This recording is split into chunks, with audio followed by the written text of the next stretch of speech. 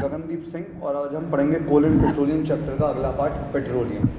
सबसे पहले तो एक बात जान लीजिए, पेट्रोलियम मतलब पेट्रोल नहीं होता। पेट्रोलियम मतलब होता है क्रूड ऑयल, या जिसे हम बोलते हैं कच्चा तेल। ये एक डार्क ब्लैकिश ब्राउनिश टाइप का लिक्विड होता है।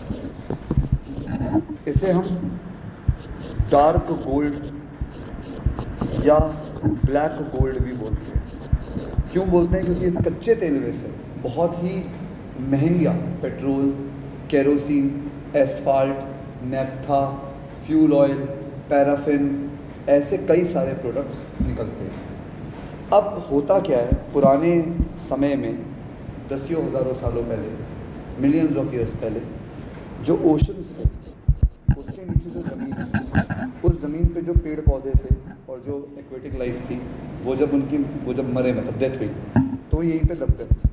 ऊपर मिट्टी आती गई, दबते गए, मिट्टी आती गई, दबते गए, और finally under the influence of high pressure और ज़मीन के अंदर का हाई टेम्परेचर, ये किस में कन्वर्ट हो गए? ये पेट्रोलियम में कन्वर्ट हो गया। तो आज भी रॉक्स के नीचे, ये रॉक्स है और ये नीचे रॉक बेड है, तो बीच में कहीं इस तरीके से क्या मिलता है? कुछ जगहों पे पेट्रोलियम मिलता है। और इस पेट्रोलियम के ऊपर कई बार एक गैस होती है जिसको बोलते हैं नेचुरल गैस। तो ये चीज़ होती है पेट्रोलियम, और ये गैस होती है नेचुरल गैस। अब अगर हमें ये निकालना हो तो हम पहले ड्रिलिंग करते हैं, इस तरीके से ड्रिलिंग करते हैं, और यहाँ से पहले नेचुरल गैस बाहर आती है, और नेचुरल गैस के बाद फिर यहाँ से हम पेट्रोलियम को बाहर खींचते हैं। ज़रूरी नहीं है हर पेट्रोलियम के ऊपर नेचुरल गैस हो, पर ज़्यादातर जगहों पे पेट्रोलियम के ऊपर नेचुरल गैस निकलती है। अब एक बार ये पेट्रोलियम निकल गया, यानी क्रूड ऑयल निकल गया, कच्चा तेल निकल गया, हमें इस पेट्रोलियम को साफ़ करना है, और इसको साफ़ करना है। साफ़ करके इसमें से कई सारे प्रोडक्ट्स निकालने हैं, जैसे कि पेट्रोल, डीजल, केरोसिन, और मैंने जो इतने सारे आपको नाम बताए।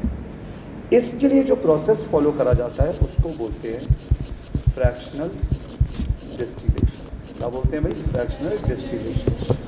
सर ये काम कैसे करता है? मैंने कहा इसको हम प्रोडक्ट के नाम की तरह नहीं, दूसरे तरीके से समझेंगे। मान लीजिए आपके पास जो पेट्रोलियम है उसमें 5 प्रोडक्ट हैं, ए, बी, सी, डी और ई।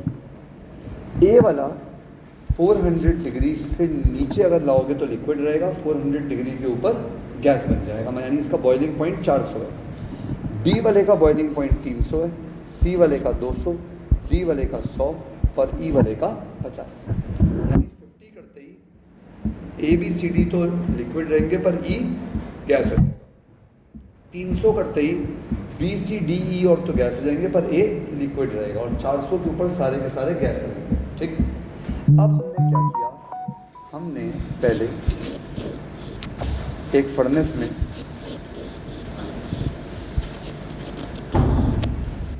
पेट्रोलियम लिया और मान लो उसे 600 डिग्री पर गर्म कर दिया, यानी कि हमने उसे काफ़ी ज़्यादा गर्म कर दिया। जब 600 पे गर्म करोगे तो ए बी सी डी या ई कुछ भी हो, सबके सब क्या कर जाएंगे? उड़ जाएंगे। ये उड़ गए थे तो हमने इसको भेजा एक चीज़ के अंदर जिसको हम बोलते हैं फ्रैक्शनेटिंग कॉलम। क्या बोलते हैं? इस चीज़ को बोलते हैं फ्रैक्शनेटिंग कॉलम। तो हमने इस सारी गैसेस को कहाँ भेज दिया?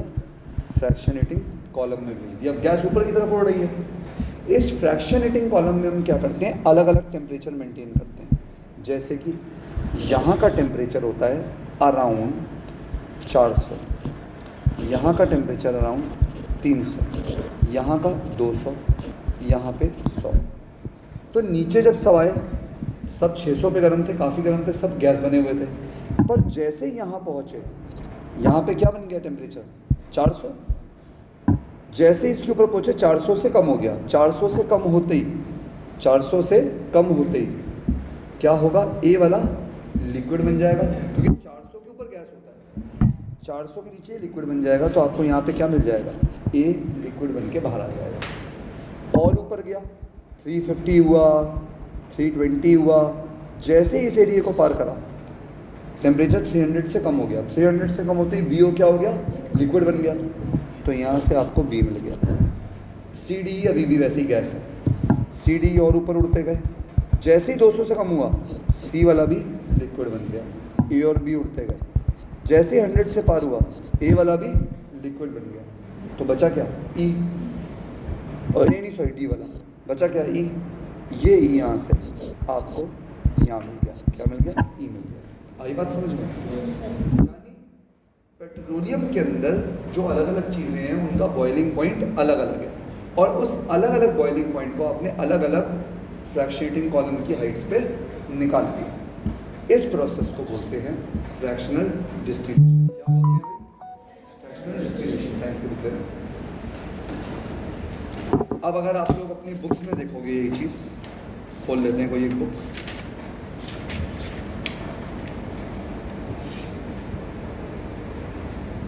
हाँ दिया थोड़ा देना किसी बुक में खोल के, हमारी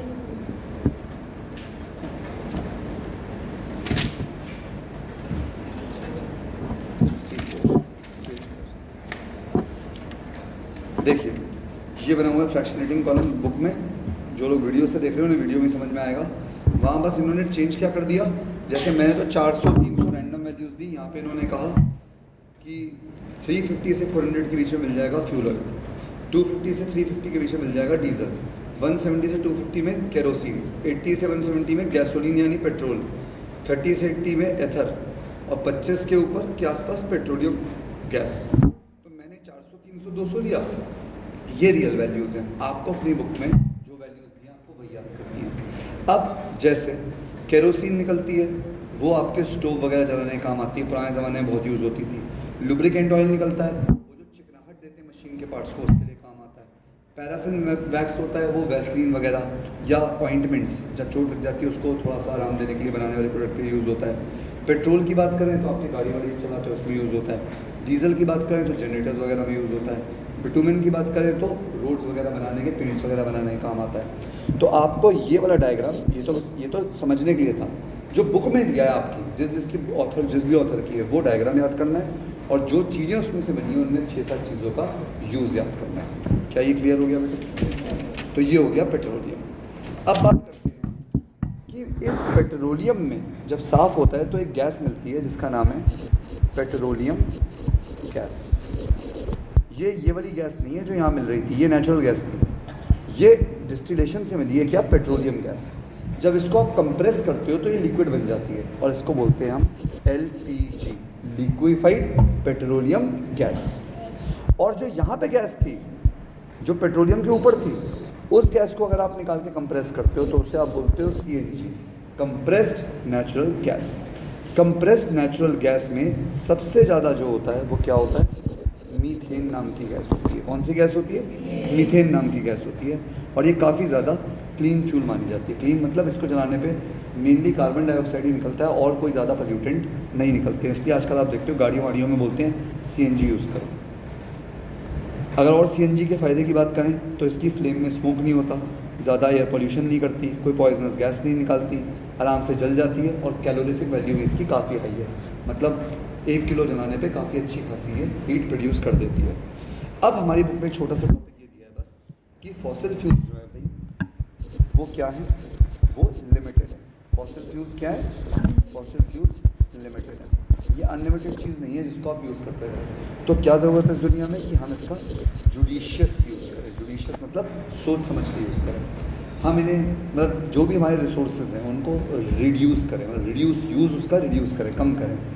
हम कारपूलिंग करें, मतलब एक कार में कई 4-5 लोग बैठ के जाएं, ये नहीं सब अपनी अपनी कार लेके जा रहे हैं। क्योंकि अगर हम ऐसा करेंगे तो हम रिसोर्सेज को लिमिट में यूज़ करेंगे, और रिसोर्सेज फ्यूचर जनरेशन के आगे के लिए बढ़े रहेंगे। आपकी कई बुक्स में इस टॉपिक को ऐसे रहते हैं, मीटिंग इन एनर्जी क्राइसिस की क्राइसिस कैसे रोकें।